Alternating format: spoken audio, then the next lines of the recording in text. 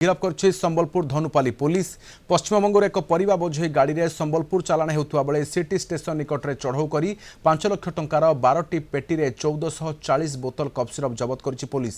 एने सूचना देते संबलपुर एसडीपीओ तोफान बाग। गिरफ अभियुक्तों नगद 10,000 टंका 5टी मोबाइल जबत होती। पूर्व एम ना विभिन्न थाना मामला अच्छी। जो सिटी स्टेशन रही तार पछपटे जो झाकरपड़ा रही सिटी किसी पिला अच्छा गेदर होती गोटे गाड़ी अच्छी एवं स्कूटी मैंने अच्छी 5-6टा पिला अच्छा से कोरेक्स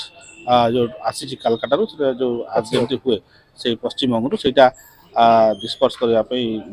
चालाण करने चेष्टा कर स्टाफ रेड करते से जगह टोटाल 5 जन को आमर एप्रिहेंड करते विथ गोटे एक्सयूवी गाड़ी गोटे स्कूटी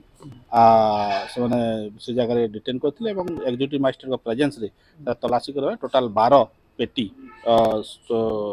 माने 1440 बोतल कफ सिरप कोडेन युक्त कफ सिरप जबत करते